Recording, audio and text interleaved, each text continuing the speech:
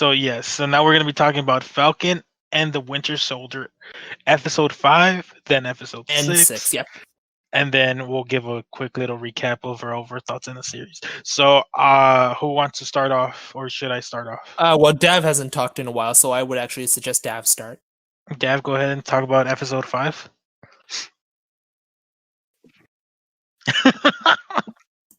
Wow, okay.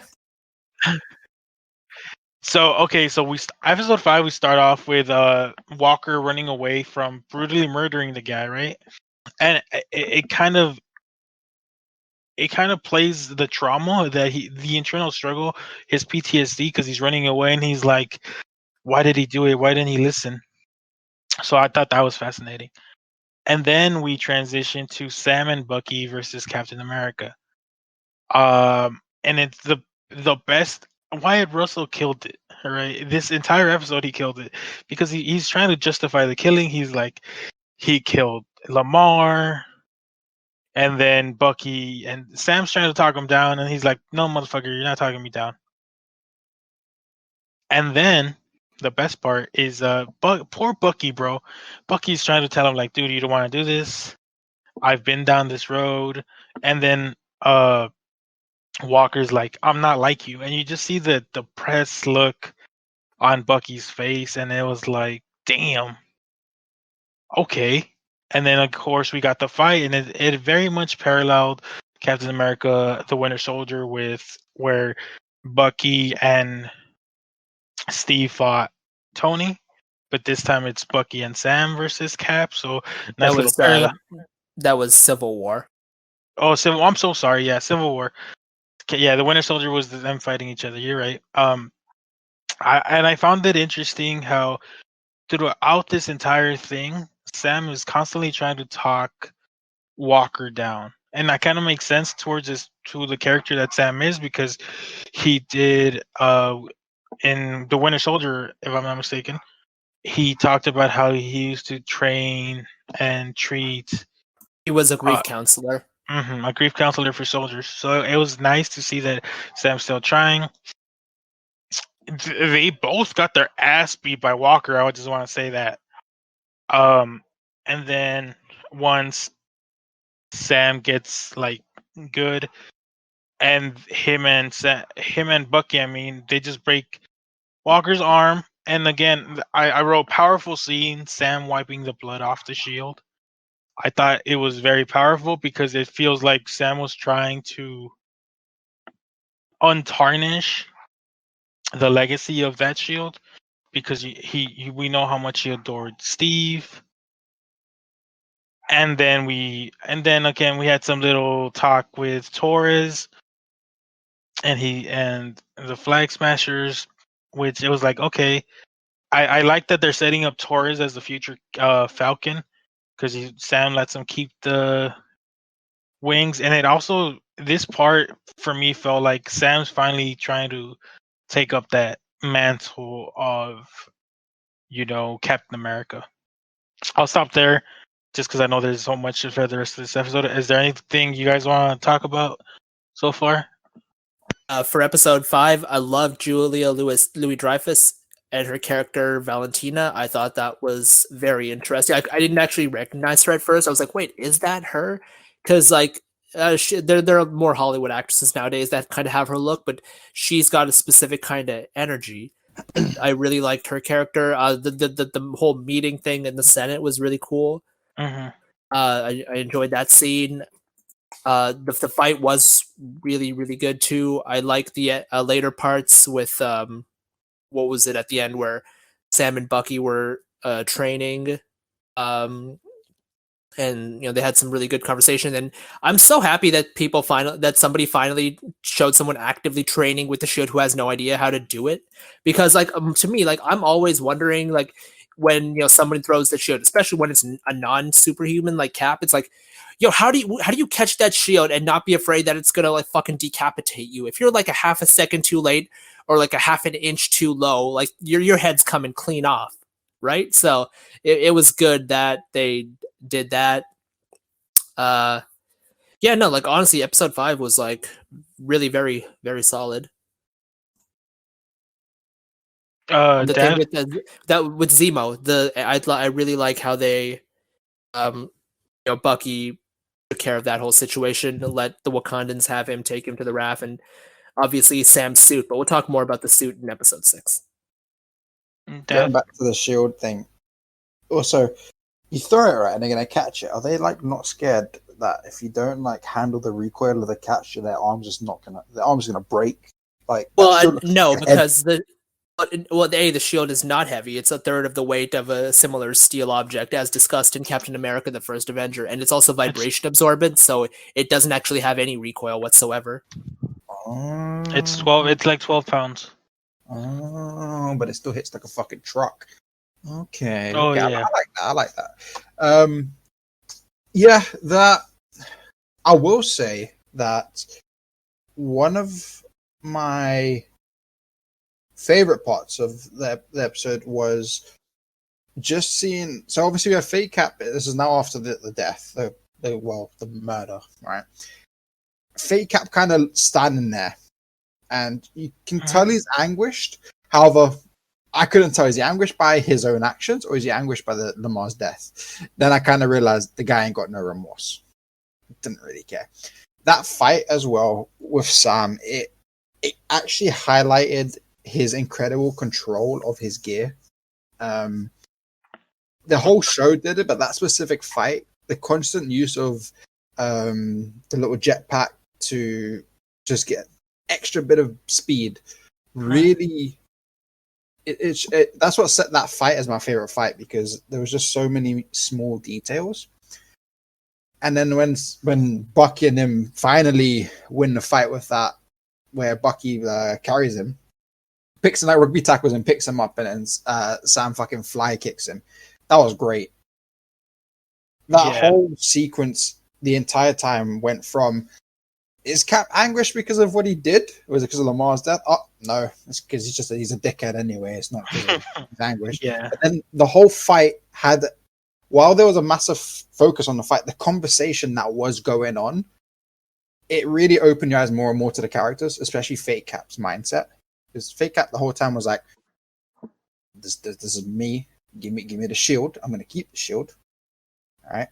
I am Captain America. Like, he was so dead set on what he, like, everything that he did was right.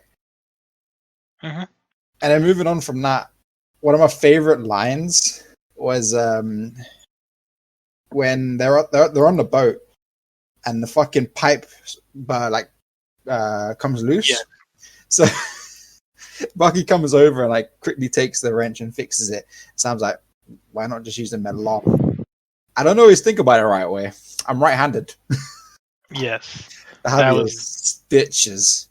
Yeah. It had been stitches. But I also looked at, from episode 1 to episode 5, the way Sam and Bucky interacted. They were always respectful towards each other, with an understanding of, their capabilities. But they were never, they rubbed each other the wrong way a little bit. But episode 5, and then we'll talk about it when we get to 6, but episode 5 and 6, really, you saw them actually start to become more of a unit together. And it was really nice. And it was, episode 5 also gave Sam's sister some screen time, who's one of my favorite characters. Every time she was on screen, there was always a really enjoyable interaction. And then, like you said, the training montage, it wasn't too long. It wasn't too short. It gave us what we wanted to see. The hard work Sam had to put in with the dangers of training with the shield, to him actually learning how to use it. The whole of episode 5 had like everything you needed to see, along with the Sam scene of Isaiah as well. Yeah, that's what I was gonna talk about. Quickly though, I do want to talk about the Walker scene when he's at the court. I loved his lines. He basically called out that senator. He's like, I did everything you told me. I became what you wanted me to become. So like he's basically saying this is bullshit. And I felt like that's a very powerful moment, because he's like, I am Captain America. I am what you made me, and like deal with the repercussions of your actions. And I feel like the senators never did. To be specific, it's the repercussions of being caught doing what they Yes, taught you to do. You and know, that's what you got filmed, man. It's like that. That's what. If you killed all these people in some bunker 10 miles below the earth, and you know nobody saw shit, and all the he'd blacks be are getting shit, a Medal of Honor, yeah, but yeah, another medal of honor to get his fourth medal of honor. and then Louis, what's her name? I always fuck up her Julia, name. it's Julia Louis Dreyfus. Julia Louis Dreyfus, homegirl from Seinfeld. I really enjoyed her character. I felt she was weird, but she was a good weird. I'm interested to see who she's playing because in the comics she's Nick Fury's ex-girlfriend. She's Madam Hydra. She's all these things. So I'm interested to see where they go with her from there. But I do want to talk about how we from that court scene we transition to Baltimore again, and we talk to Isaiah Bradley. First, we talk to Eli, and Eli makes it a point that he's like, "I'll be there for my grandpa right now." So it's kind of showing that he's still protective of his grandfather because he's still not very trusting of Sam, which is understandable given how screwed over his grandfather was from the government. So and we get Isaiah's backstory, and that shit is fucking depressing because he does everything Steve did, right? His soldiers, his comrades are in trouble. He disobeys an order and he goes to save them. But instead of getting praised and treated like a hero, he's treated he like gets garbage. he gets treated like a criminal. He gets treated like trash. He's imprisoned for 30 years. His wife thinks he's dead. Everyone Does thinks he's dead. this man lost everything because the government didn't want a black Captain America. I wouldn't Because even say a black Captain America. They just didn't want a black hero. Just flat out. You didn't even have to be Captain America. That's the good point. So that was his backstory was very powerful, and the name of the comic where we learn his backstory is actually this has the same name. So that was fascinating to me. Is there a comic Yes. focusing on Isaiah? Yeah. There is red, white, and black, and then I think that's the name of it. Don't quote me. Red, white, and black, and the title of the actual comic is Truth, if I'm not mistaken. I might read that because I'd like to see more about Isaiah. Because he was actually one of my favorite characters. Yeah, his shit. That shit was tough. I was like, damn, you did it. You did what Cap did, but you were branded as a thug, as a criminal. That fucked me up pretty bad. And then obviously Sam. From there, the very powerful scene we transition with Sam going home, and I loved everything about that because Sam was still trying to help his family, rebuild the boat, sell the boat, and he's calling in all these favors. And I think that was a beautiful way to bring in Bucky, because as he's calling in all these favors, I guess they bring an engine or some heavy metal, and they're like, "How the fuck are we gonna put that down?" And then Bucky comes out of nowhere. He's like, "Yo, you're welcome." And he's like, "I'm just here to drop off a package." And we could all tell what it's gonna be, but the build up to it was amazing. And that's when Sam basically tells Bucky, "Yo, do you want to help?" And like you said, Dav, great line. I don't actually think of my left hand. I'm right-handed. It was subtle, but it was hilarious because like they made him an assassin, but the man is right-handed. So could you imagine if his metal arm was actually in his right hand? He'd be too OP. He'd be ridiculously strong on top of that. Like, I'm not complaining that it would be, but it's like literally the opposite. Think about it. It's literally like the opposite of Jaime Lannister. Good old Jamie. I loved the Bucky and Sarah moments because we knew from the first Captain America that Bucky was a ladies' man, right? He was charming, and he pulled in the girls. And in this one, him and Sarah have this little hi, I'm Bucky. Well, hi, I'm Sarah, and you have Sam in the background like motherfucker. That is my sister. You step the fuck away, sir. You gotta calm down. And then that entire boat scene was basically them rebuilding the friendship that they kind of had, but didn't really have. That they only had because Steve was there. So I loved that entire boat scene because it was really a great character piece for me because it's building both of their friendship and who they end up becoming. What and then from there we go to Walker. I didn't like Walker and the way he handled telling Lamar's family about Lamar dying. I know, King, you had some thoughts on that. Yeah, I actually thought the scene itself was like very well done, and it seemed realistic to me. So I enjoyed the scene. But my thoughts were that I think Lamar's sister doesn't fully believe him. Like I think the parents just kind of want answers, and that's why they're taking him at his word. Plus, like they've known him, presumably they've known him for many years now, so they don't really think he would lie to them. But I do think that the sister has some suspicions one way or the other. That was my thought. I thought the scene was very well done. Yeah. Actually. No, yeah, definitely agree with you there. Very well done, but like you said, yeah, it seems like sister's like, I'm not buying what you're cooking. And I wonder if there's gonna be more to that or if that's the end of it. From there, one thing that I did right is that Bucky was actually sleeping. When we first see him in the Captain Falcon and Winter Soldier, we see that he's sleeping on the floor and he looks miserable when he wakes up. In this episode, when he's sleeping on the couch and he wakes up, he's smiling, he's happy. He sees the kids and he's smiling and happy. So I felt like it's kind of showing that he's growing from who he was in episode 1, or maybe that he enjoys the company. And who knows, maybe he might be stepdad Buck.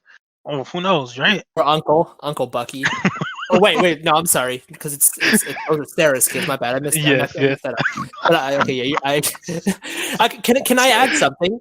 That is definitely a thing. People shipping like Sarah x Bucky online and stuff. I will add, I'm not 100% on board. Not because I don't think they'd be fine, because I have no. I'm cool if it happens. But I think it's more that it goes back to what he later said about the Shield, that it reminds him of home. Because I think some people did notice, but a lot of people didn't. Steve's mom was actually named Sarah as well. So I think that's like probably a closer thing. Maybe he bangs Steve's mom. Who knows? Yeah, I doubt that because, dude, come on. Yeah, I know. It was a joke. Oh, Dad, you have any thoughts so far about what we talked about? I think Sam and Bucky's entire interaction that entire time when he's with their family is great because, like I said, throughout the all 6 episodes, you always see their interactions changing. They've always respected each other and recognized their capabilities, but obviously they weren't the best of friends. And as the episodes went on, they got closer and closer. And now while they're on the boat fixing everything, they're having these little jokes here and there. And at the end, he says, if you flirt with my sister, I'll have them chop you up and feed you to the fish. That's one of my favorite moments was that whole boat scene, just seeing everyone interact together. Poor Bucky. Man, just trying to get a break. No, but you're right, and it was great.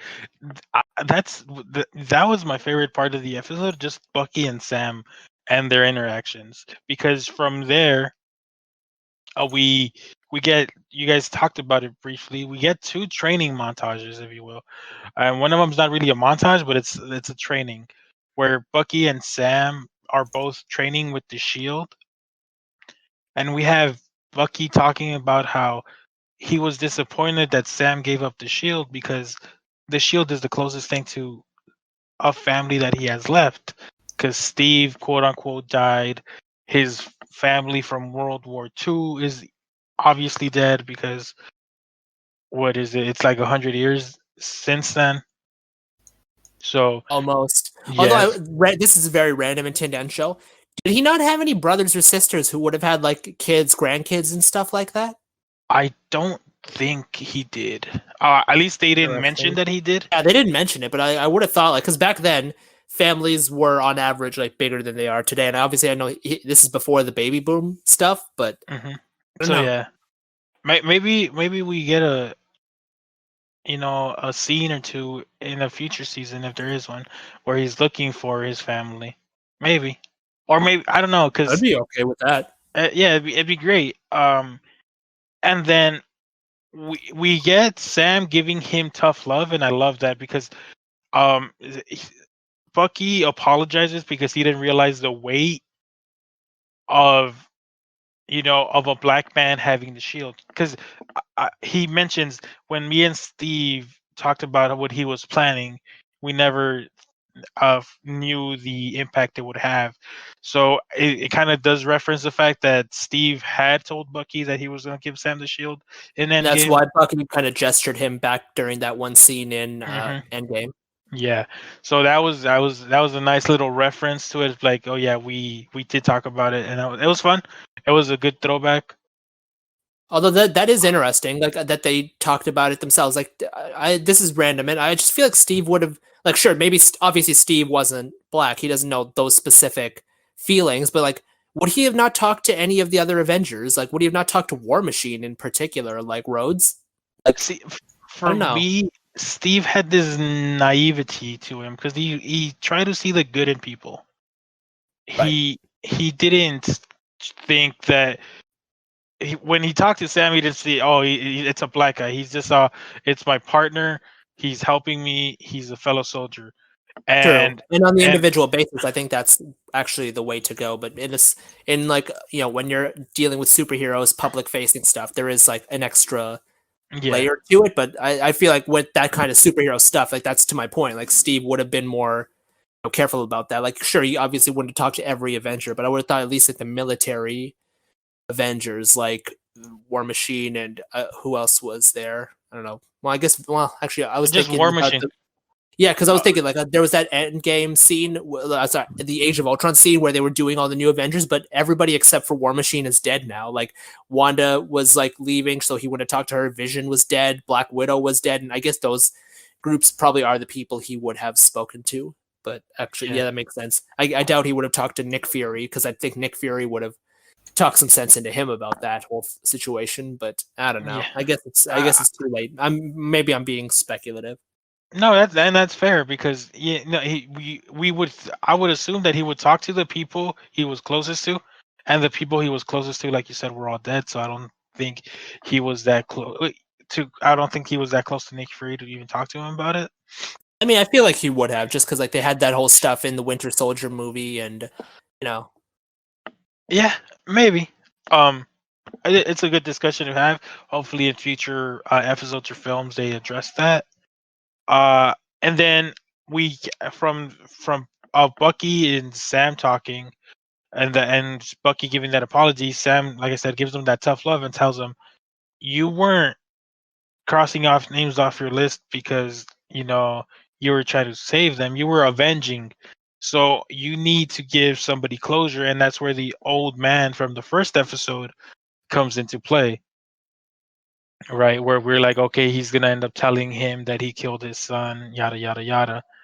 Um, so that was interesting. And then from there, we transition to Sam training alone, and again, they make it very clear and apparent that there's an empty space on the left, and I feel like that's a reference to his future Bucky, or his no, I'm sorry, his future partner, Falcon, if you will, who will be Torres, because it's yeah, in the who. comics, he ends up becoming the Falcon after Sam becomes Captain America.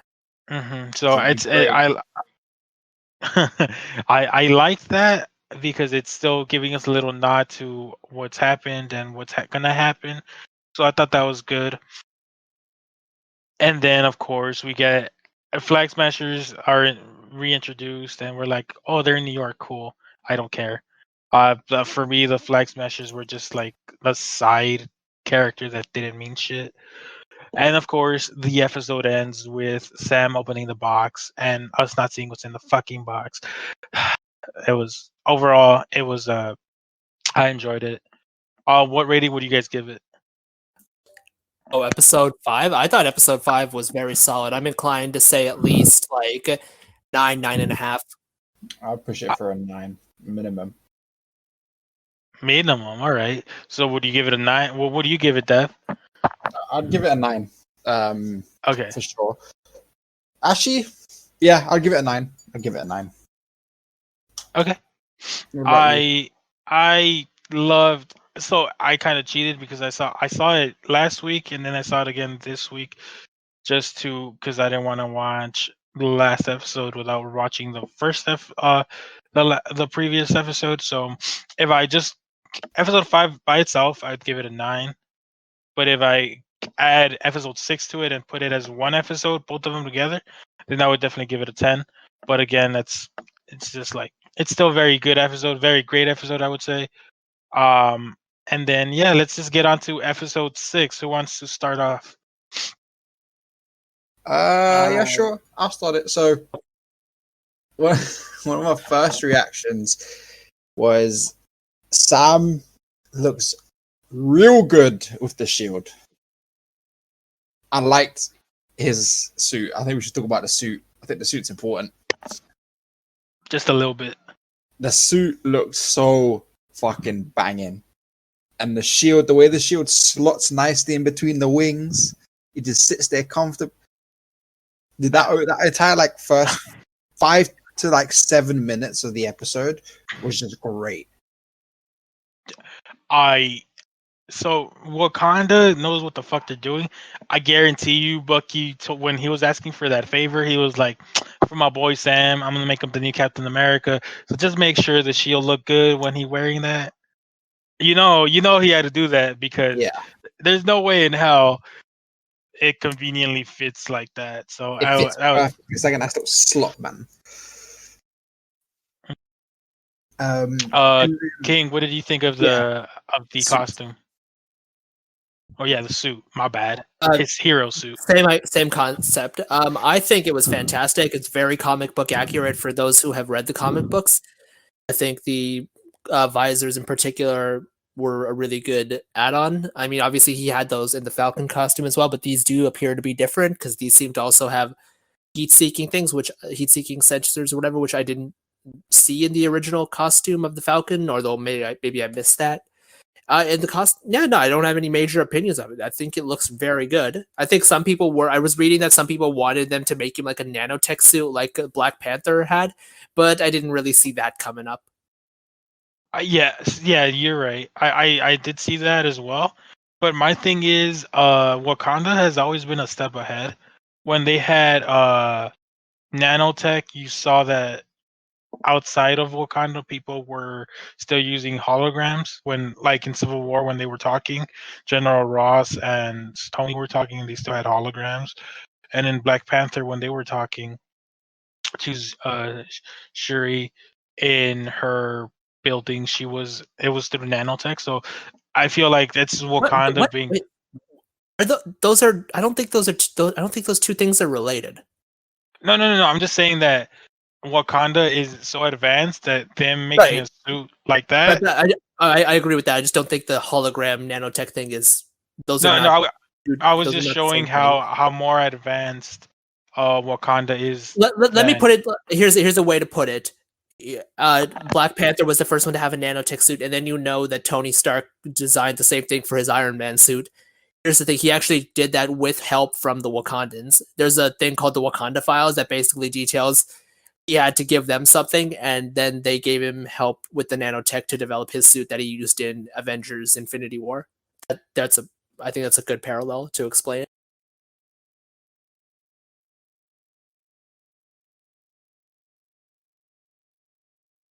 Hello? Hello? Did Discord just shit itself? I think so. I think Discord was shitting itself. Okay, you guys are back. Yeah, mine restarted.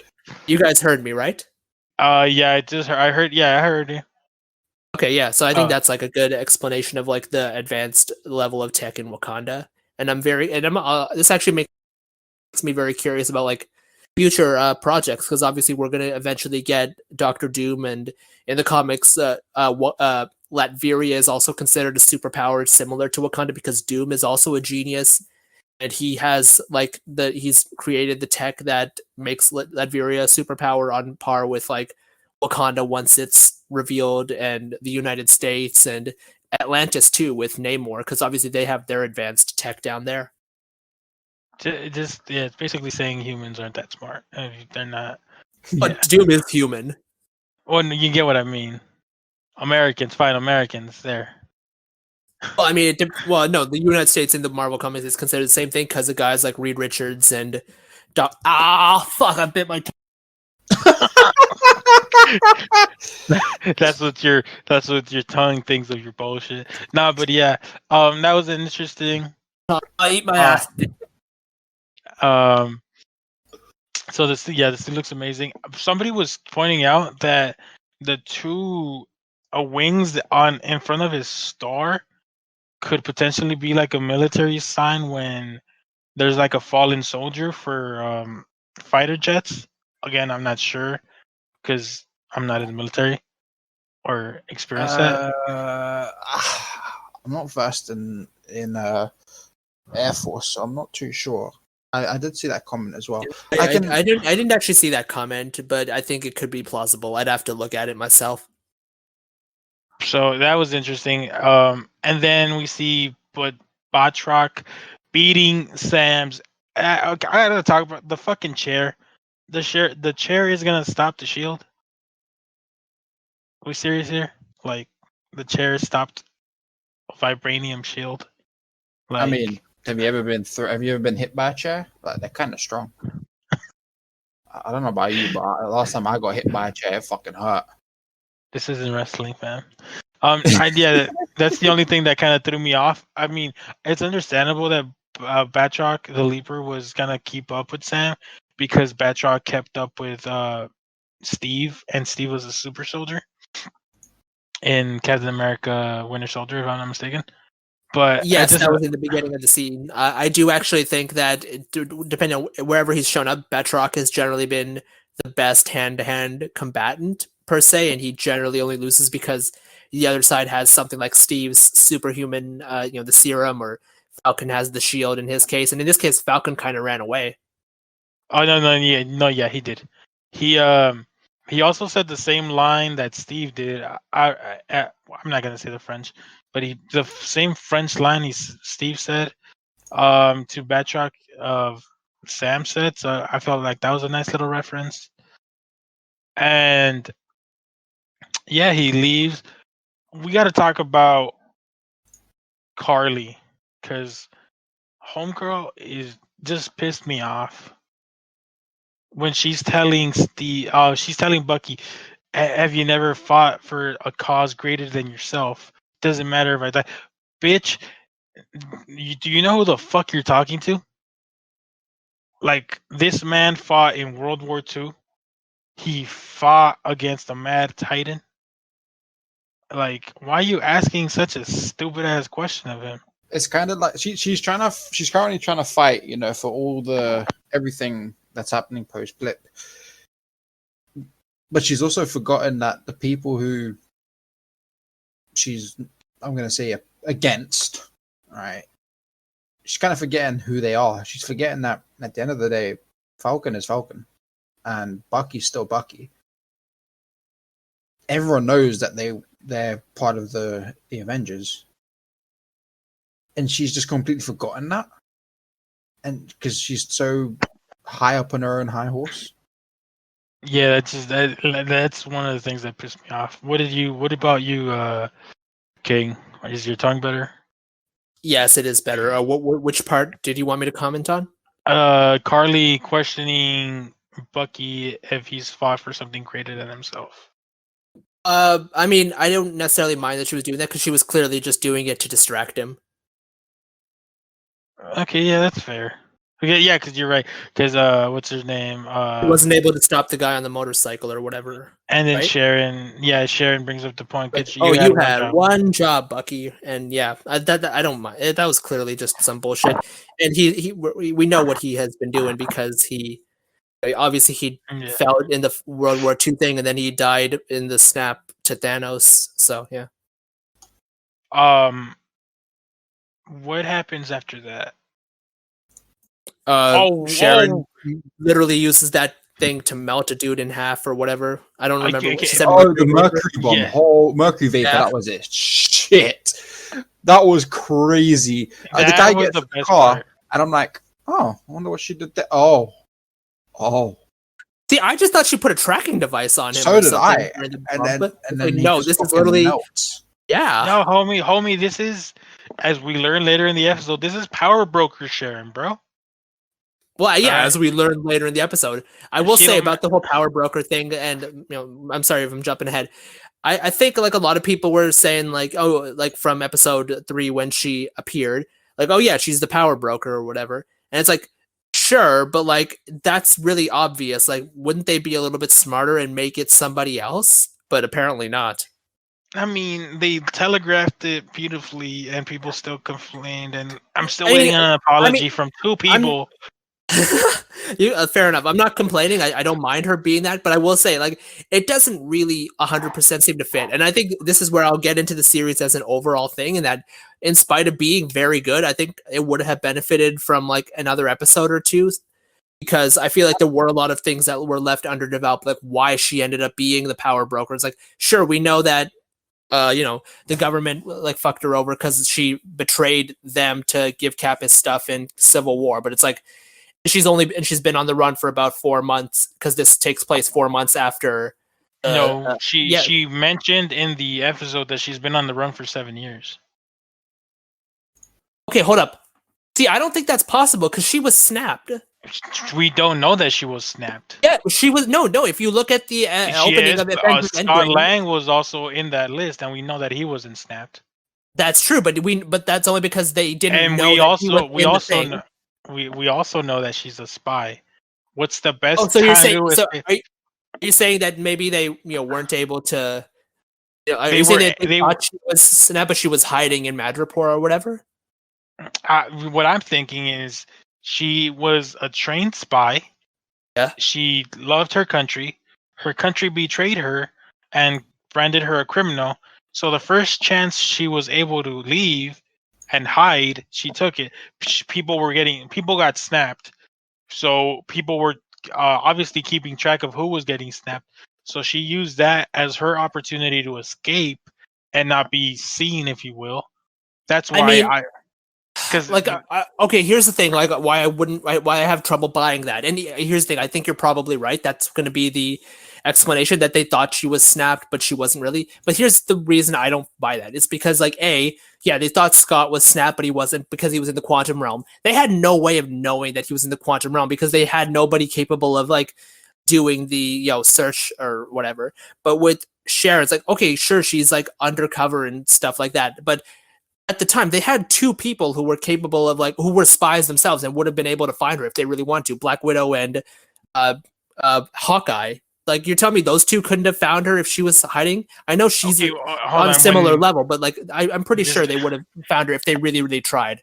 So when the snap happened, Hawkeye lost his family and he stopped giving a shit. So he was going after he was after criminals, drug dealers, and everything. That's why he became Ronin. Remember? Right, you're right. But I'm saying So I don't think that happened right away. I'm sure that he would have had to at least have like a meeting with the other Avengers during that like 1 month period after the snap before they actually killed Thanos. And at some point, I think, if not him, fair enough if you don't want to buy that, but still, like Black Widow is there. See, I think the way Hawkeye behaved in Endgame, you could tell that the moment he lost his family, he lost his shit. So I don't think he would have been in the right mental state or given a single fuck about this Sharon Carter. He'd be like, I don't give a fuck who you are. Yeah, I don't give a shit that the fucking government sees you as a criminal because you're not a criminal. Black Widow, I would agree. Maybe she should have been able to, but at the same time, she was still coping with the loss of everybody, because when we see her hair is like all faded and it looks like she's gone through some like depressive phase, and she's with Steve. So I feel like she was more there for Steve, trying to help him cope than worry about. Sure, but like she still had 5 years. I'm aware, but it's like when the Avengers got when they saw the people get snapped, the thing on their mind isn't gonna be, oh, Sharon Carter, maybe she's still around. No, they're gonna be like, holy shit, we lost all our friends. How do we bring them back? And if you notice, they kept talking about how, oh, we gotta, where's Thanos? We gotta fight Thanos. We gotta kill Thanos. Right, but they were still doing the census take it at that time. Like I still feel like there's enough like explanation. I still, this is why I think there should have been at least 2 more episodes, because there's that. There's also the whole thing of like, apparently John Walker and Lamar had something in Afghanistan that went kind of wacky, and they apparently nobody found out, but they thought John was heroic, so they gave him his medals of honor or whatever. I think that needed to be better explained too. Oh, yeah. There's a couple of other aspects that I feel were a little bit underdeveloped, and like I'm not against Sharon Carter being the power broker, but I feel like it's not a totally satisfying revelation, and I feel like it could have been. Okay, I get that. I get where you're coming from. We disagree on who could have found her, and like A little bit, yeah. But yeah, we agree. Like, it obviously they were throwing that out there. I'm still waiting on an apology from Kuro and Hype, so you fuckers better apologize. That I was right. I don't know who those people are, but fair enough. Dad, what did you think of that power broker revelation? Yeah. So originally I thought it was Vel in episode 5 because the way she acted, and then when it came to be Sharon, I was kind of like, I wouldn't laugh at that. That's a totally fair assumption, because No. I'm laughing at the fact the way he said. No. I was laughing at the fact of the way she acted. She was basically acting as herself. So I just found that funny. I wasn't laughing at the actual assumption, more of the fact that yeah. Dreyfus. I'm not annoyed by it at all, because you see, as you guys know, I'm not a big Marvel person. I'm the Marvel person who watches a shit that just looks cool. Like I don't care for WandaVision. I tried it, didn't care for it. So for someone who's not a massive Marvel fan, it's not something that annoyed me. It threw me off because I assumed it to be Vel. So when I saw it as I was like, hey, I thought this bitch was good. I thought she was part on the good side. And then this comes out, and I'm like, okay, well, I guess that's the vibe that we're going. And then when I spoke to others about it later on, I found out Power Broker was actually a dude in the comics, and I'm like, hey, yo, these men are going the fate route there, fucking gender bending out here. Shit got me laughing, but I was just thrown off by it, but it didn't annoy me. It was unexpected for me. Okay. Yeah. What really hit me is then makes sense. Her and Carly. That's what hit me. Where she just shot Carly. Carly deserved it. I'm not gonna lie to you, dude. I'm gonna say that in the comics, Sharon Carter and Steve are together. They end up getting married, if I'm not mistaken, and they're a thing. And I feel like in the MCU, played her grandmother so well, and she had such a chemistry with Steve that they're like, you know what, we're gonna essentially retcon this for the live action series, and just, we don't know what to do with Sharon. The role Maria Hill has, aka Kobe Smulders, has in the movies, that's basically the role Sharon Carter had in the comics. And well, she can't do that now because I have 2 of the same character essentially. So I feel like they didn't know what to do with. So they were like, you know what, fuck it, she's the power broker. I felt like it was them just copping out, but I was right. Fuck it. I from that we get John Walker coming back, and this man was like, what did he say, Bartholomew or whatever, something like that, where this man lost his shit. And look, I gotta say this, I found it was a funny meme. he was like, John Walker was always woke. He was always about Black Lives Matter. Carly was all lives matter, and I found that hilarious because Carly was This is like, I don't ironic need because to that's kill. literally not what she said. No, well, she said that his life didn't matter. She didn't want to kill someone who's not important. It was like life- irrelevant. I will add, and maybe I don't know if you guys how you guys feel about it. I did feel like that whole reference was very ham-fisted, and I didn't really appreciate it. I'm not trying to like make this like a political thing, but it's like No, I get what you're saying. Lamar being black is not relevant to his role in that particular scenario. So by referencing the movement in this scene, you're just being like, "Oh, hey, we're writers and we understand this and that." And it's like, yeah, we get that. You've been doing a good job with this Isaiah Bradley thing, but now talking about like, you don't think Lamar's life mattered. Like that's not what the point of his character is. That's not what this scene is about. That's totally irrelevant. Stop doing this. Okay, Dev, any thoughts? Carly fucked up. I ain't gonna lie. That was a bad fight. Oh, I will say, like, I actually really was impressed by John Walker's little, like, it's not a full redemption per se, but like how he was like, I could go after Carly, but he decided to save the people in the van instead. Mm-hmm. That was good. And then this actual scene of like the like when he got knocked down by the other flag smashers, like tackling him, and it was like Falcon who came and saved the van. But like the first thing you see is the shield, and then you see that's like him like thrusting with the booster rockets or whatever and pushing the thing back up to safety. Like I think that was like a very well executed thing that they did with all those characters. And then Walker teams up with Bucky and does that Abraham Lincoln quote, which was interesting. And Bucky was very appropriate. Like it doesn't really mean as much when it's coming from you. So to address the Lamar thing, I didn't think it was. I didn't think of it as a John Walker and the writers of Black Lives Matter. I felt like more like Lamar was clearly Walker's moral compass. So Walker basically seeked validation and proof of being good from Lamar. So I feel like Carly saying, yeah, his life didn't matter, pissed off Walker because he's like, look, I'm Captain America. I was Captain America, and he's the one who helped keep me sane. You're saying his life didn't matter. Get the fuck out of here.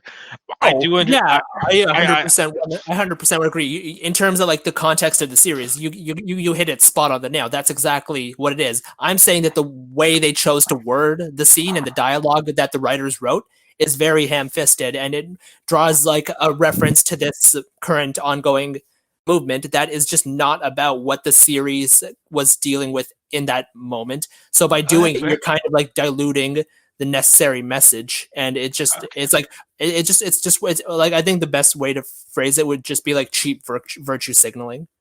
Okay, that's fair. That's fair. Yeah, because when I didn't think of that, but I could see where people were thinking that because, like I said, I saw that meme and I found it hysterically hilarious. I haven't seen the meme, but yeah, it does actually sound kind of funny. I'd probably go Google that later. But overall, from there, like you said, we transition. Not Falcon, because you keep calling him Falcon, Captain America. My bad, but he was using the wings, so that's why I was thinking Falcon in that moment. I agree with you about later on. I like how they brought in a helicopter to show off Cap's newfound abilities and like suit, right? Where he's using his shield to stop. I like how he used his what do you call them? Redbirds to who on the plane? Red Wing. I'm sorry, Red Wing. Who on the helicopter knows how to fly? I kind of thought that was like obviously they needed someone to be able to fly that. But I get it. I like that entire thing. And then from there, like you said, what I didn't like is how chummy and buddy Bucky was with Walker. Because just the last episode, they were beating each other's ass, right? Yeah. Walker was trying to kill them to get away with the shield. So I would agree with you to a certain extent, but at the same time, like I think in that case, Bucky was mostly just trying to let's focus on the mission. I'll go along with whatever you're doing. I still find you a distasteful person, but we have a bigger. There's more at stake right now than our egos. Yeah, that's fair. And they both have military background, so you would think that they'd be able to put their Differences personal. aside. Yeah, so that's a good point. Good point. What and then we. Okay, so we'll talk about. I didn't like the fact that people were cheering when. I mean, I like that Sam saved that guy, that helicopter pilot, from getting murdered by the helicopter falling down with his wings. I like that. I didn't like that the people were clapping because I don't. I mean, it just seemed weird. Yeah, that was, Like, I forgot about that part for a second, but like, yeah, that whole thing, like whenever superheroes are doing something specifically, and it always seems to happen on a bridge, and it's like, why are you people not abandoning your cars and running right the fuck the other way? Stop taking your phones out to film shit. yeah, so that I just felt that was weird. Jab, I don't know if you have any thoughts on that. I agree. It was weird. Everyone just had their phones out. It just seemed like, yeah, especially on the bridge when the Yeah. helicopter. Yeah, go on. I'm sorry. it just seems like they completely forgot about the immediate danger that they're actually in. Like, yes, they're not the ones who are the targets, but that danger's there, and it can turn towards you within a split second. But they're all just like, I want to record this. Yeah, that felt very weird. I I don't know what to add to that because yeah, I did like. We did touch on it a bit. The Walker redemption, where he has the ability to chase after. We have Bucky who's also chasing the Flag Smashers in his bike, and he does the Steve signature move, where he like launches himself from a vehicle. Typical Steve move. But we also get John following the Flag Smashers, and instead of going to kill them, like we've talked, he tries to go save the senators, People in the armored car. yeah, the GRA or whatever they're called. So I thought that was a nice little. I still don't like the guy, but Yeah. he was. It's good. I think this is and plus, like after at the end of the episode, he becomes like U.S. agent, wears the black shield, black costume. I think this is a good demonstration of like the whole Thunderbolts thing, and it's like he's not going to be like a villain, but he's going to be like an anti-hero. Like what they're saying is like they're going to be like Marvel's Suicide Squad, so to speak. Yeah, and like you said, it was good. I liked it. He had a little redemption. I thought, look, they gotta stop fucking with Sam, because not Sam, but Bucky, because every time they throw Bucky under, not under, but like they have him fall or whatever, it's like this motherfucker gonna die sooner or later by falling like that. And it's like, yeah, this guy's the one helping make the show, so let's not kill him off. It's a superhero landing. Deadpool would be proud. Well, Deadpool could regenerate and not die. No, but what I'm saying is, so in Deadpool, when the chick does the superhero landing, he gets like really excited. He's like, "Oh, she did the superhero landing!" I think it was also because she was the only one who survived in that scene. Everybody else died in some really stupid fashion. Yeah, well, that's like there was the one guy who flew into like the garbage compactor. Brad Pitt got electrocuted. Oh, that's right. So that whole helicopter scene, my favorite line, right? I'll post a screenshot of the subs, right? Is when Sam gets dashed into the building, right? He's like, oh shit. So he gets up and like, boy, you just earned this ass whooping. Oh yeah, so that was really good too. He's like, motherfucking ass whooping. Holy shit, that had me in stitches when that happened. I could not stop laughing. That was, Sam had such great lines this episode. One thing that we didn't mention was in the beginning of the episode when Sam is going to save the people. Somebody's like, "Oh, that's Captain America," I don't know, it was like the one guy was like, "Oh, that's the Black Falcon," and the other guy was like, "No, that's Captain America." No. I'm talking about in the beginning where he's like, "That's Captain America," and he's like, "Wait, he's like, he's like, "Oh, who are you? I'm Captain America," and the other guy's like, "Oh, I thought Captain America was on the moon." Yes, that line also. So they keep referencing this fucking moon, and Cap being on the moon. This motherfucker better be on the goddamn moon, because if he's not, I'm gonna be sorely disappointed. I think the common fan theory is that he's actually on the space station with Nick Fury. Yeah, I mean, it would make sense. He's just chilling and just enjoying life at that old age. I read somewhere that in the comics, after like Steve retires or whatever, this might be alternate universe, but he basically becomes like an Avengers consultant of some kind. Yeah, he does. I'm hoping they do something along those lines, but who knows if they will. It's Marvel. It's Feige. I don't like what he's done with Spider-Man, but he has a plan. So for the most part, I think he's actually done a good job, and I feel like he will be respectful enough to at least Captain America, because he's one of the OGs. Yeah. So that's again, going back. It was great. Like you said, it was kind of weird that I just thought that was weird that they were being buddy buddy, but like you said, they're on the mission, so they're like putting their shit outside. I also like how Bucky's like, "Bitch, don't be quoting Lincoln. You of all people shouldn't be quoting Lincoln. You killed a motherfucker in public." Too. So it's like, don't do that. And then, dude, that's when they're chasing after the Flag Smashers. It was kind of when Sam is like in the tunnel and it's just a shadow. I was like, damn, this motherfucker trying to be Batman, walking all menacingly and shit. And then, of course, we get that telegraph reveal that Sharon Carter is indeed the power broker. We've talked about what we thought of that. What else? Oh, I want to save the big speech at the end for our end of the discussion, but is there anything else we need to talk about? The truck falling, right? The way it was getting caught by the scaffolding gave me anxiety, like a fucking vending machine. You buy something out of a vending machine and it fucking. You're afraid like whether it doesn't come or not. Yeah, exactly. That whole thing was just giving me fucking anxiety. I'm like, come on, bro, don't let my coat fall out. I see where we're coming from, and I think that's actually like a really good point. Like, it was a very well done scene, like from a technical perspective, and also just like character wise. It was I loved how everything about that scene was amazing, because you're like, oh shit. And then I forgot, wait, Falcon, aka Captain America, motherfucker got wings now. And they're vibranium wings. So his bitch ass better be able to do that. Pick that shit up. I also noticed, like, this is sorry, small tangent. No, go ahead. But there were like certain rivets that got pushed onto that were like added to the side and started helping push the truck up, kind of like what happened with Homecoming when Iron Man helped to save the ship. Oh yeah.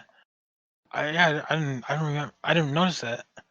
And then of course we get what I wanted to talk about more was that Captain America speech, right? Sam talking about how labels matter essentially. I'm not doing service to the actual speech because I thought the speech was amazing, but he's basically sorry, Carrie. Like kind of fulfilling that fantasy people have of like telling politicians off. Yeah, and it was like, yes, labels matter. Sure, they're terrorists to you, but you're removing them from their land, from their area. So what do you think that makes you to them? Or when I hate that senator needed to die. I'm sorry, but that senator was the one who said, "Good job, son," to Sam when he gave up the shield, and then he's the one who gave Walker the new Captain America suit, and then he's the one who's like, "Walker, you're exiled," and yada yada yada. So this motherfucker, this motherfucker clearly on some shit. I agree. I loved how he's like, "Oh, you don't understand," and Sam's like, "Bitch, I'm a black man wearing a Captain America suit." You mean I don't understand? The fuck you mean exactly? Like the fuck you mean? I see how you bitches are looking at me. I see how I'm getting the whispers and yada yada yada. I was like, damn, like this guy literally managed to piss Sam off, and it was again. We talk about how Sam brought Carly down, and then that's when the speech started. But yeah, Sharon, can Yeah, we talk? I think we get the point. I will say that was a very well done speech. It was kind of like that Superman comic that got really famous, where he's carrying the dead Supergirl. Yeah. So it was very symbolic. It was very visually appealing. It was incredible. I just that center just really pissed me off, and I saw online some people were complaining that Sam said it in public, but it's like I mean, I think that's Sam the is point, though. no, yeah. And my thing is like Sam is clearly Captain America, but like a Captain America for the people. Like I think he mentioned to his sister in episode 5 where he's like, I'm for the people. Like, yeah, sure, I'm a soldier, but I still think about my family. So it made sense that he said it in public. I don't think he'd ever go to like the senators to the Senate building and be like, yo, you guys are fucking stupid. I feel like I think it would be more like if Sam were to ever say it, like there has to be like public getting talked about. I think maybe people were, I don't know if this is the people who were complaining, but like maybe they were expecting him to go to like a Senate meeting, have all the cameras focus on him, and then show scenes of people around America listening to his speech, and the senators are like sitting down asking him questions, versus like, this is just after a battle, just after the girl died and stuff like that. But I feel like this is actually a better way to do it, because you still have the emotional impact of like Carly dying, and Bucky was like doing this, and like obviously the flag smashers are here and there, and terrorists this and that, and the other people who were in the council barely died or whatever. So I think this was actually fine as is. no, yeah, I definitely do agree with you because again, yeah, it's in public, but this is literally after everything, and she's dead, and then Sam just asks, "Are you still following through with your plan to kick him out?" And it's like Sam was like, "There's gonna be a Carly 2.0 if you continue with your bullshit."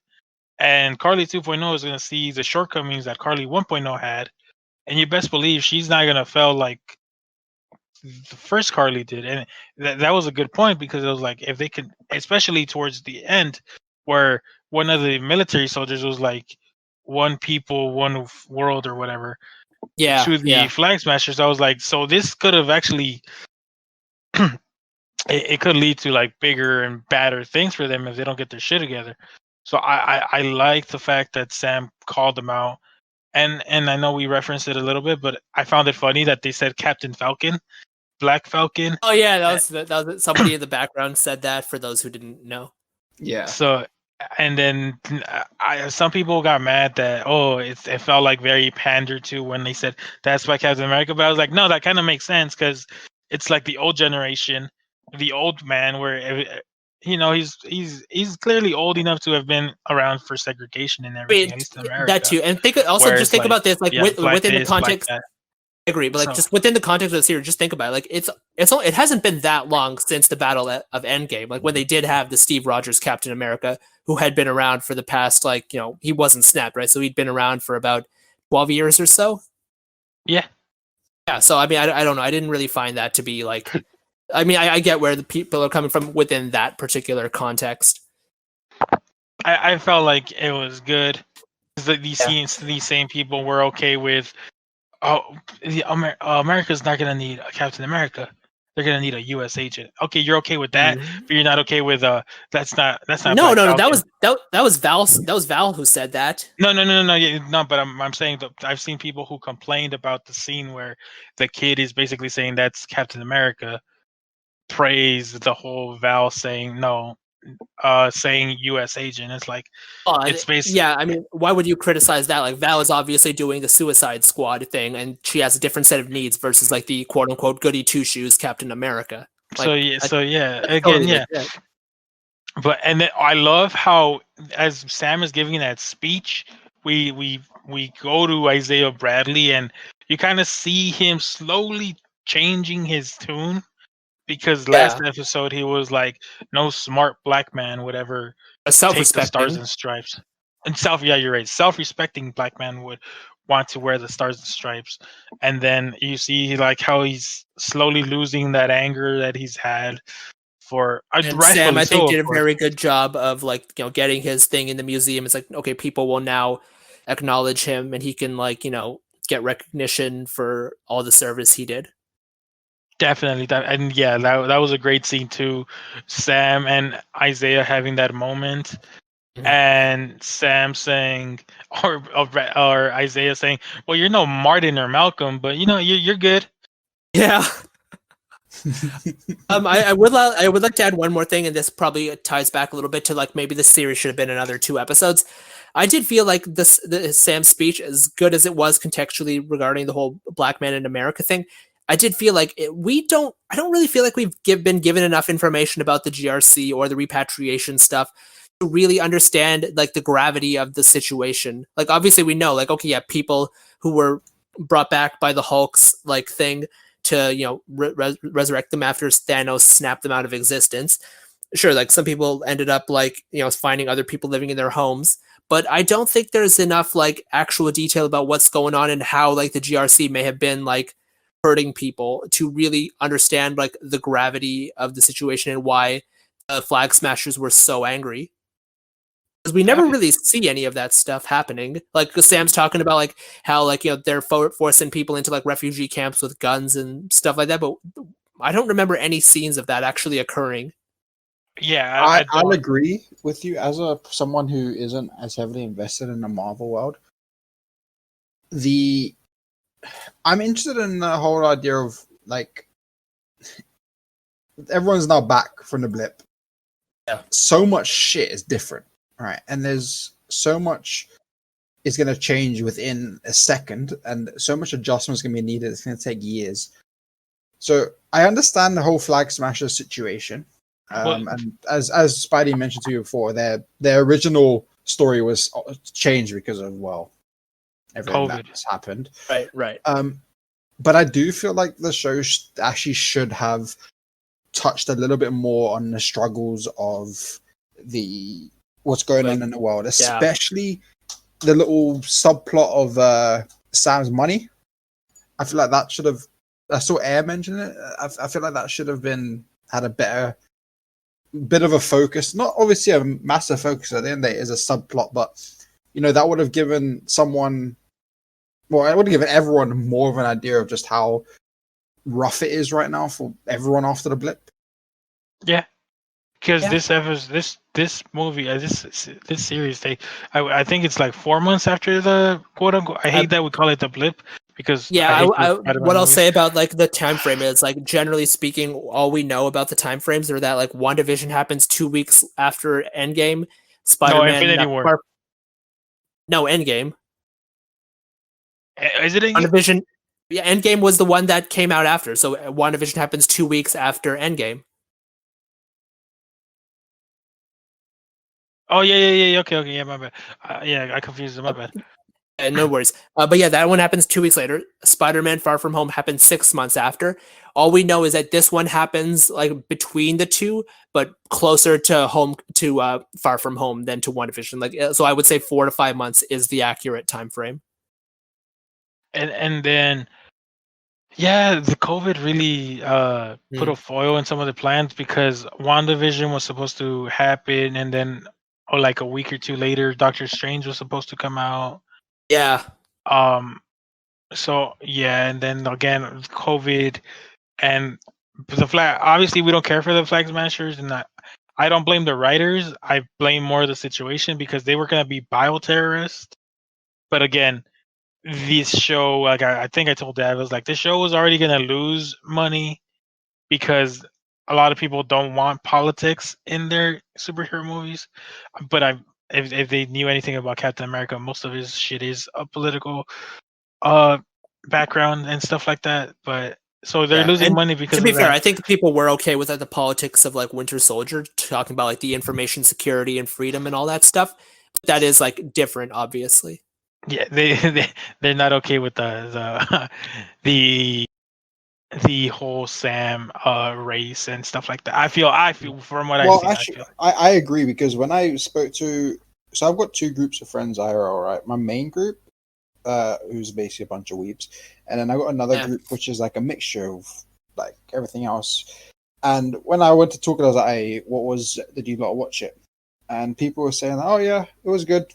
I felt like the series was a bit too political, but it was fun, very heavy-handed, and too much focus on political stuff to make me want to fully enjoy it. I'm like, yeah, but like you can't. To me, you can't have a superhero timeline, right, as big as the MCU without having politics, because the politics creates the story. The reasons certain things are happening is because of corrupt government, corrupt quote unquote heroes, corruption overall. It's and very particular to like which superhero you're talking about. Exactly. As well. Every single hero has their own form of political struggle, whether it be a corruption or whether it be them against the government or whether it be them working with. You can't not have that. So if you're going to watch it and then you're going to be like, I just wanted to turn my brain off and watch, but I couldn't. Then there are movies for that kind of stuff. Yeah, like, but I think you're looking for the wrong thing. Then MCU is not what you should be looking for. Well, at least this one isn't. Yeah, and the idea, especially in Falcon Winter Soldier, the political side of it made a hell of a lot of sense.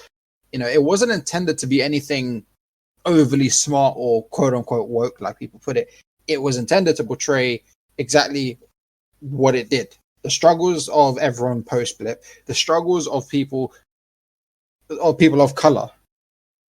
And if you feel like it didn't do a good job of those things, like that's fair, because that's partly my argument. Like I don't think they did a great job talking about like the struggles post-blip, and I feel like another episode would have like elucidated that a little bit better.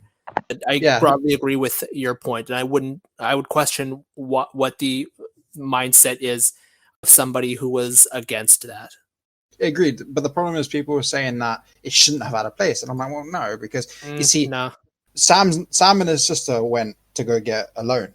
All right, whether this is post blip or pre blip, it didn't matter because them being people of color, they were going to struggle to get that loan. No, well, we've talked about that, previously. Before, there was definitely it does matter pre or post blip. Like if they struggled pre blip, then you could maybe argue that it was a racially motivated thing. But if it is post blip, then it's entirely possible that economics is the main factor, and that's completely. We need more evidence. Yeah, but one more point is that regardless of whether it's pre or post blip, you can't turn around and say that whole scene is too woke or too political because they were trying to push an agenda. When at the end of the day, it's a historical thing. Was very, very strong, and it was needed to show whether post blip they didn't get the money because of economics or because of race. Regardless of whichever one it is, it's still something that is an actual struggle. Yeah, and a struggle to anyone who's living, to everyone now. So even a white person goes to go get it. Maybe he'll get, if it is a racial thing, he'll get it. If it's not, it's an economics. It's a whole it was so subtle. It played it so well. I think so too. Yeah, to interject. Yeah, like you said, in this season, I'm calling it a season. I think season is fair. When this happened, it was vague enough to where it left the audience to interpret it how they wanted to. Right? Was it because it was racially motivated, or was it because we just half the world came back, so we can't give you that. So again, I feel like the writers intentionally made it vague like that for that reason. But yeah, there's an argument on both sides, and they both have merit. I do want to circle back just to the episode. The episode ends with Bucky goes and tells the old man of what he did to his son. I like how they didn't really show all of it, because I feel like that would have just taken away from the fact, because we were there to see Bucky, be at peace with himself, not seek approval for what he did. So I liked how that concluded for him, and I also liked that he gave his notebook to his therapist. I mean, the therapist did a shit job. Sam did a better job in episode 5 than she did, but whatever. She gets the book. It's fine. To be fair, she was important in her own way to she's there because she has to be. It's not like she necessarily, because the only way he gets the pardon is by making sure that he's going to therapy. It's by going to these therapies. I think Spider-Man was talking more about her dialogue with Bucky, but I feel like even that was actually not bad. No, yeah. I just feel like she did help him make sure he didn't go back by killing and doing all that, but I feel like her dialogue wasn't as effective, and maybe it wasn't as effective because she wasn't as close to Bucky as Sam to an extent was. So Yeah, again, and I don't which know. makes sense too, because Sam was also a grief counselor, so it fits his background too, and he was close to Bucky, and he knew Steve and all the others. Yeah, so again, I just that was a little tongue in cheek. And then homie gets invited to the cookout. Can we talk about how happy he looks? Dude, that cookout, right? The second I finished that episode, I want to make myself a fucking burger. Yeah. That cookout. Okay, so I didn't mention this. I mentioned this to both of you. At the end, I went and told my friends, I was like, yo, go watch it. And some of my friends, the wee lot, were like, oh, I'm a little bit on the fence. I'm like, no, look, right? The ending speech, the episode, because every episode I tell them how good it is and so on. And then this was like, yo, you man, go watch it. All I'm going to say is the final speech, it made me want to be black. That's all I'm saying. It turned me black. I am now black. And my friend who is black was like, hey, that's a review I can get behind. You know what? And then he went and started it. That final, like, from the speech onwards to the end, all right, mid-credits, post-credits, and all that was great. It was so well executed because it's like the aftermath situation where they've had all the drama, everything's happened, now everyone's chilling, and everyone, they're trying to just move on and get on with their life because you still got to remember, at the end of the day, these are still regular people. Yeah, they're superheroes, but they're still regular people. There's still people who are going to have their own mindset. They're going to have their own mental problems. They're going to have their own blocks that are happening in their own lives, like Sam and the boat. So to see them go from this massive fight going on to now having time to just sit, have a burger, a beer, and relax is great. It's an aftermath cooldown. So yeah, it really I love how tied up the series really well. I also really love how the title changed at the end to say Captain America and the Winter Soldier. I love that. So wait, is Sam Captain America? Yeah, he's Captain America. I didn't know. Yeah, he's Captain America. It don't matter what Wakanda think. The motherfucker Captain America, bro. What do you mean Wakanda? Wakanda? No, not Wakanda. Agrees, it don't matter what the senator thinks. He Captain America. Yeah. But now, so he is officially Captain America now. Yeah, because I wasn't sure if he's gonna keep Falcon or what. No. He's Captain America. I mean, yeah, like the credits. If you actually look at, but I wasn't sure if the subtitles changed too. The subtitles also changed, and the end screen changed to the black one with the Captain America and the Winter Soldier. Plus, there was like a final screen that said Captain America. Oh yeah, no, I saw that. But what basically, I saw all of that. But I just wanted like confirmation because obviously I know nothing about. No, there's this is your confirmation. Yeah, I think you should take confirmation. If Captain America 4 is on the word, it's going to be it's going to be Captain America. And if they make another season of the show, which they're saying maybe they will, it will be called Captain America and the Winter Soldier season 2. So now his whole stance is Falcon. That kind of actually, there's the guy that's going to be. So remember, he gave the wings to Torres, and in the comics, like King said, he is Falcon. Okay, so it is now a case that he's moved up into Captain America and he's passed the Falcon on to someone else. Correct. Okay, I like that. One thing we didn't mention is Alfred murdering the shit out of the super soldiers. Oh yeah. That was amazing. That's the butler. For if anybody forgot, he was Baron Zemo's butler. He murdered the super soldiers in the van and by blowing them up, and Zemo got the confirmation while he was in prison. He was smiling. He was listening to the radio. The criminals being transported somehow. I don't know what the lady said, but basically says he blew up. You see Zemo's face with a smile, and it's like this man had that plan. Is that the guy that said the Flag Smasher quote?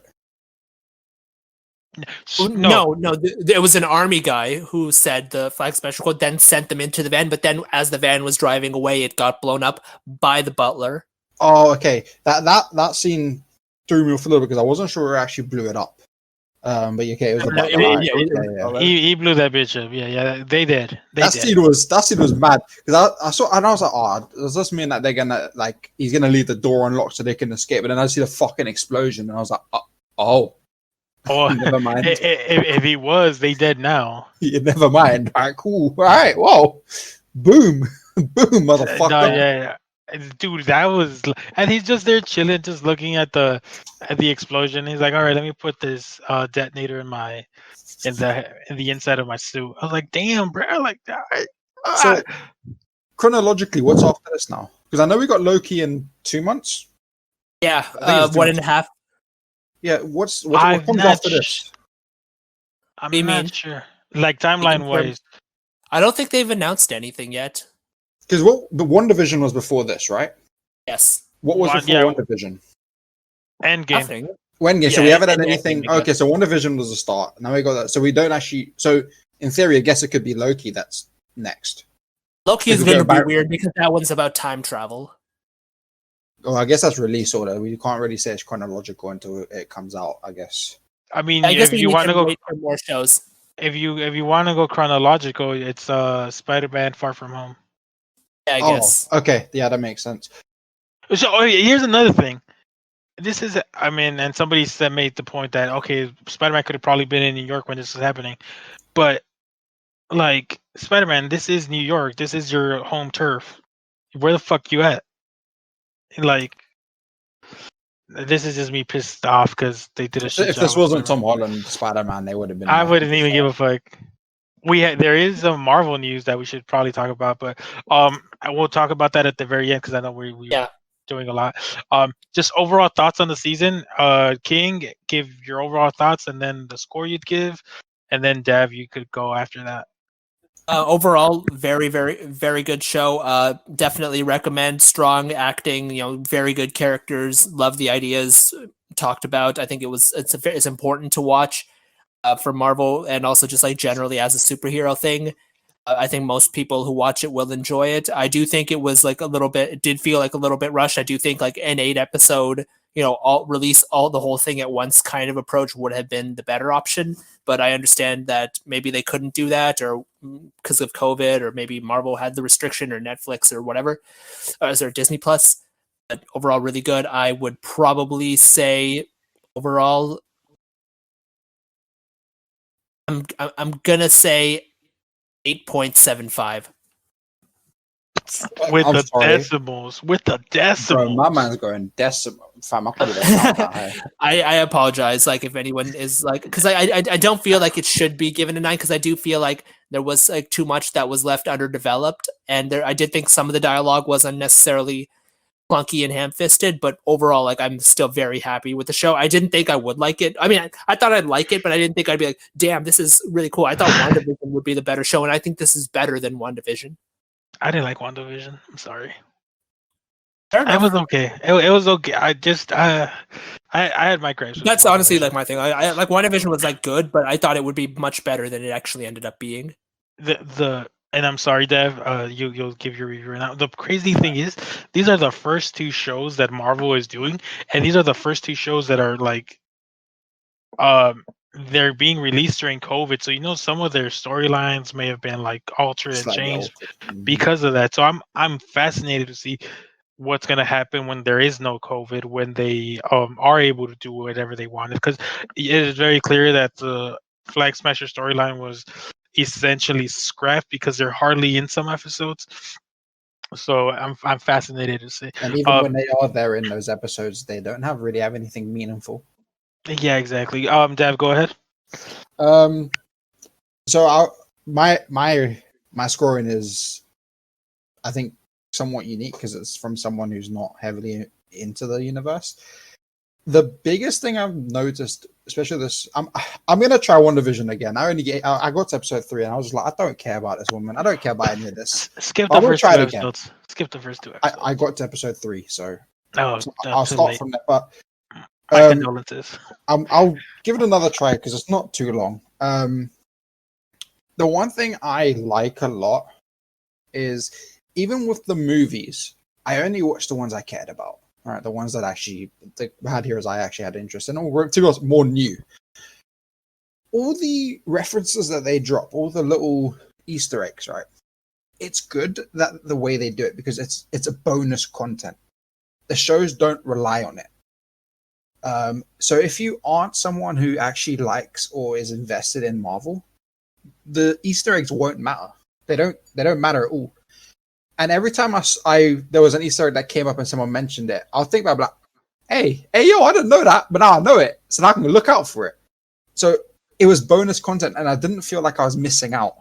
I didn't feel like I was in a detriment not knowing that stuff. So the way it is written isn't an aim just at Marvel fans. It's an aim at anyone who's a fan of a superhero. So if that's what people are worried about, missing out on things, don't, because it, like I said, it's like DLC. You get it because you want it, and if you don't understand it, it doesn't really matter. All right, it's not something like, that's a bad analogy, but anyway, it's a bonus. You don't need to worry about having that focus there for it. All the action was on point. The emotion was on point. That acting was on point. The music, I feel like the music could have been a bit better, but I'm not an OST like freak, so overall for me, I'll give this like a 9. Maybe I wouldn't give it a 10 out of 10 because there was some stuff that's just, I want to know more about Sam's money situation. I like mini subplots. I'm that guy. I'm that guy that asked, what happened to the burger the guy ate? He didn't finish it. Is it going to bin? Motherfucker, you're gonna make us a fucking burger, bro. Stop. Yeah. But I'll give it a 9 because it was good. Every single episode, I was like, hey, this is hype. Hey, yo. I mean, episode 2 cracked me up. And then when it got a bit more serious, the show knew what it wanted, when it needed to do. The show knew when it was joking. The show knew when it needed to be serious. And even when it was being serious, they could throw in occasional jokes here and there. Like the little exchange about the big 3 wizards, aliens, and stuff. And you know, wizards. I read the book in 1937 when it came out in 1937. And then he's like, sorcerers are just wizards without a hat. Dude, that was such a serious situation, but it was just so small things that were really comedic. It made you enjoy it regardless. So as a sort of, I'll probably rewatch it, to be honest. I might, because I've got friends who want to watch it, and unless they watch it with people, they won't watch. So I'll probably watch it with them. Watch it as an entire movie, because basically this is it's 6 and a bit hours basically. Basically, yeah, it's a little less than 6 hours. Maybe closer to 5, because I think some episodes are 40 minutes, but something like that. And the credits are also like fairly long. Actually, yeah, the credits are 15 minutes each. It's not as bad as WandaVision, where there was like 20 minutes worth of credits one episode, and I was like, what the fuck? But anyway, I don't remember that one, but yeah, no, you guys will be able to binge watch it quite easily. I feel like it's better consumed in that way. No, yeah, definitely. I agree with you, Dev. I'll give it a 9. I liked everything. I'm being lenient on the fact that they had to alter the Flag Smasher storyline, so that didn't bother me too much. Because for me, the story was more about Sam and Bucky and their friendship. Because we knew what was going to happen. They were going to be mad at each other, and they were going to be friends, and then yada yada. And I just like the way it was executed. I didn't see a lot of I don't know how you worded it, King, but the beating on the head with some of the messaging, maybe the ham-fistedness. Yeah, the ham-fistedness. I didn't see that. At least I don't think I did. But you know, even if it was there, I feel like it was kind of needed, because some people are just fucking stupid. I mean, here's the thing: like, even if it is needed, I feel like there are better shows to do it on than this one, because like this one has like very clear goals, and you are doing a very good job with it for the most part. Like I said, like the stuff with Isaiah Bradley was like perfect. We didn't talk about the ending, but with what? What did we not talk about? With Sam telling him. I was actually gonna bring it up after your. I was great man thinking like now yeah, so yeah, 9. I didn't have a problem with it. We talked about the museum. You talked about the museum. Me and Dev didn't. You said that we were talking about like they had a good moment. You said you're no Malcolm, but you're all right. Yeah, Well, that what else wasn't was them there? at the museum though. That was them in their I was house. at the house, Yeah.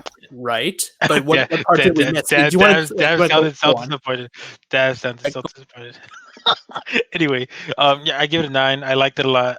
Flag Smashers and some of the subplots with the villains were like meh. So I'll just take away a point for that. Everything else was great. I loved the message was obviously needed because of what the world's going through right now, especially America with all these shootings and all these cop killings. But yeah, 9. Dev, quick thoughts on the Isaiah Bradley museum scene. So that museum scene, when it started, I looked and I was like, what's going on here? Then I started remembering all the talks about Isaiah where he was saying, I did all this, and then they just locked me up and everyone. And then they enter the actual scene, and the first thing I noticed was the expression on his face. Some actors are so incredibly talented at the ability to change their emotion on their face in a split second, and to even create what seems like when someone's about to cry, they get that little sparkle twinkle, right? The fact that some actors are able to create that with a snap of the, like on an instant is incredible. And you saw his emotion change to that, and it was just so perfect. And then the music played, and then you see the statue, and then even the grandson was there, and I think that meant a lot to Isaiah, but also to Eli. Because to Eli, he obviously understands what's happened, right? But there's nothing he can do about anything. He none of it is his area. None of it is to do with him. But now he's seeing someone who is obviously a big part of his life, who has quite obviously been, pretty depressed for the last however long because of how he was treated, to finally get this recognition that he deserves. And he sees his grandpa have this overwhelming emotion. It's kind of given him a sense of hope that there is change coming to the world.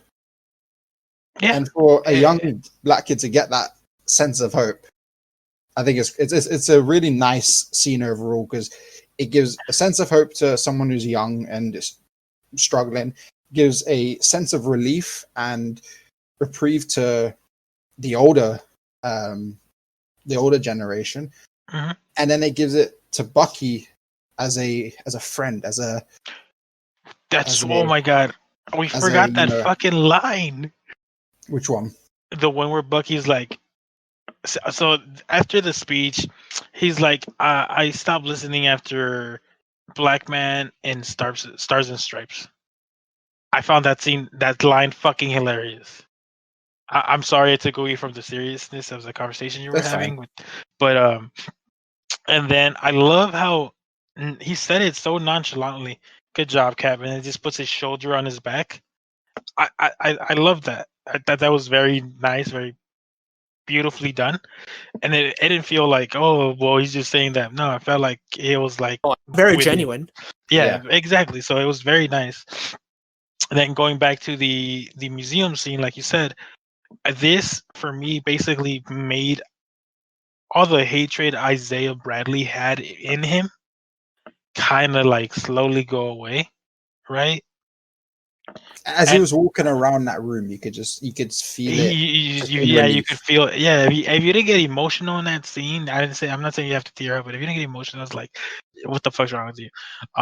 And also in the comics, Eli is the Patriot, if I'm not mistaken. So he's a hero. He's one of the Young Avengers, and I feel like with Isaiah Bradley finally being able to be free and relaxed and be able to be embraced for what he did for his country, it's gonna help him basically mentor Eli if he ends up becoming the Patriot or whatever hero name he gets.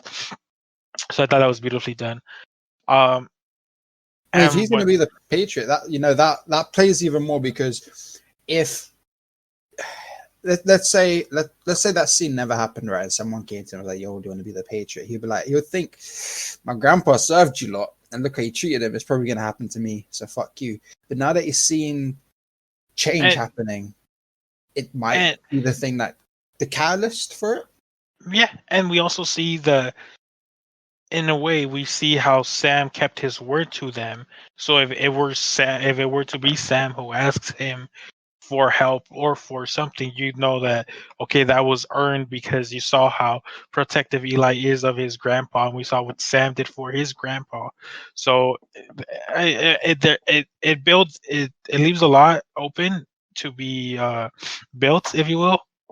So I'm fascinated with that. It opens a lot of doors. Yes. And then the post-credit scene. One thing we didn't talk about, which I'm pretty sure we should talk about, because it kind of sets up Sharon Carter being crazy bitch. The one where she's pardoned, and then she's like, line up the buyers. Saying, yeah, we're getting a lot of. I don't have super soldiers, but I got fucking nuclear weapons and shit, technology and stuff like that. Yeah, and somebody mentioned that that's probably how we get Armor Wars, because we know that Armor Wars is War Machine. Yeah, and we know that he's looking for Tony Stark's armor and tech being in the hands of bad guys. And who do we know is the power broker and is taking that? Sharon Carter. So that could be a way to tie that in. Because sorry, carry on. No, well, yeah, because I think one of the showrunners said that this series was setting up other series, some of other series. So I know the Thunderbolts. No, they did. There was somebody on like I think Twitter who said that. Oh, okay. What's the likelihood of us getting a power broker series? Pretty low. Is it? Okay, because I was wondering, because part of me doesn't want to think Sharon's a bad guy. I'll put it that way. I won't say a villain. I'll just say a bad guy. Because at the same time with the power broker, I'm intrigued because I love underground stuff. I love like the black market and so on. I love that whole concept, and that's basically what she's running. That's what she's in charge of. It would have been. I think it would be cool to have a series, whether it be like 6 episodes or whatever, of just her, and she's obviously going to start selling shit. I think it would be great to see it all in one series rather than in let's just say Loki comes along and then that one episode we see that Sharon sells something. I think rather than seeing it in tidbits here and there, I think having a series would be really nice because then it would show her true effect as being the power broker. I mean, it could happen in Armor Wars if that theory ends up being. I feel like based on the slate of upcoming series, Armor Wars is probably the most likely. And there's another theory. I jokingly said it, but apparently it's an actual theory where she could actually be a Skrull, and it could be setting up the real Sharon Carter. Secret Wars? Yes. Yeah. Well, no, not setting up Secret Wars, but that she's a Skrull. Oh, sorry, Secret Invasion. Yeah. It's not setting up Secret Invasion, but that Sharon Carter that we see in this series is actually a Skrull because she was kidnapped or something. Okay, when you say a Skrull, you're not talking about a piece of paper, obviously. I assume. No, Skrulls are an alien race in Marvel. Okay, that can shapeshift. It can shapeshift. Yeah. If you're familiar with like Fantastic Four, that's probably where like most people would know the Skrulls. But yeah, anyways, when it comes to the Sharon Carter stuff, you know what? That's plausible too. And hey, maybe that's even a thing. Like maybe the real Sharon Carter did actually get snapped, and then she returned somewhere else, and then it's been a Skrull impersonating her for a while, and she's the real ones on a space station with Nick Fury and stuff. And like we know they're bad Skrulls. They confirmed that after the Captain Marvel movie was released. Yeah. So yeah, I don't know. I mean, I'm just spitballing right now. But, yeah. So yeah, that's our review. One rumor that I do want to talk about is not rumor, but so Marvel news. The Spider-Man movies featuring Tobey Maguire and Andrew Garfield are gonna come to Disney Plus. Obviously, the Tom Holland ones as well. This to me, the Tom Holland ones will be much later. We'd like to add, but the Disney Plus ones will get the Andrew Garfield, Tobey Maguire movies. So does this mean anything major for Spider-Man? for me, this basically confirms that we're having Into the Spider-Verse live action. There's Is that good or bad? Very good. Look, I love Andrew Garfield, so more Andrew Garfield as Spider-Man is fucking amazing for me. Yeah. Right? Okay, I get that this could be an entire podcast in itself. But for like, Which doesn't sound like a bad idea. We should write that idea down. we should do that. We should definitely do that. The thing is, Disney has no reason to have Sony movies on their platform unless it's benefiting them. Obviously, the Tom Holland movies do benefit them because it's part of their cinematic universe, right? But why would they also actively be okay with having Into the Spider-Verse, the animated version? I was about to say cartoon get murdered. The animated version, and why would they be okay with having Tobey Maguire and Andrew Garfield Spider-Man movies in their Disney Plus if they're not part of the multiverse? So this for me is just confirmation. I think since we've been getting a lot of like crossover talk regarding the upcoming Spider-Man 3 movie, No Way Home, I think that's probably what's going to happen. This may not necessarily be Spider-Verse in and of itself, but it could be the stepping stone to that. And Alfred Molina, the guy who plays Otto Octavius in Spider-Man 2 for Sam Raimi, confirmed that he is going to be in... digitally de-aged. Yes, digitally de-aged and in the movie. So... yeah. Well, we've known about him being in the movie for a while. They were never actively confirmed by Disney or Marvel or Sony. But Molina this time actually confirmed. He's like, yeah, I'm going to be in it. Fair enough. I thought he had been officially confirmed, but okay, whatever. So we're going to have like 7 different Spider-Mans slinging around. It's only 3. 3. Yeah, but then you I mean, like, 2. I mean, that's going to be 2 Spider-Woman, and then it's going to be 2 Spider-Man and 1 Iron Boy. Get it together. Fair enough. Oh yeah, sorry about that. I forgot about that. When it comes to the Spider-Verse thing, like, yeah, I think it is definitely a thing that will happen down the line. I also we're running at like well over 3 hours for this particular podcast. Yeah, we're gonna have to talk about. But next week, why don't we save up more Marvel news and just talk about that next time? Well, I made a little note. Spider-Man character podcast. Yeah. That's fair. If anything, I could split this when I upload it. I could split up one section just to be the Eden Zero fairy tale stuff, and then another podcast for Winter Soldier. Since just make the Falcon Winter Soldier Plus by itself, because we are gonna have a lot of people who only care about that. That is true. You know what? I will try to do that with the sound file editing. So, but this might take a while.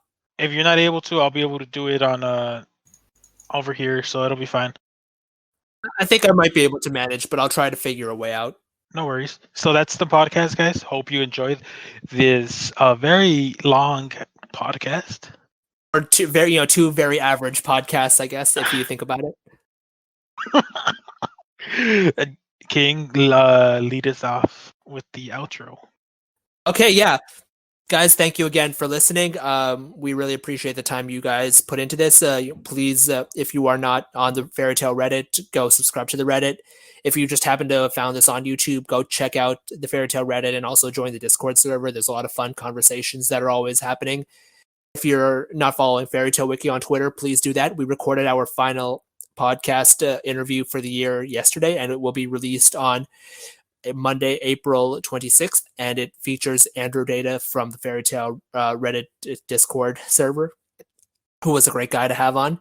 We had a nice conversation about Fairy Tale and a variety of other topics. Until then, keep watching the series that we talk about. Throw some ideas Spider-Man's way if you have anything that you would want to hear us talk about, because we're always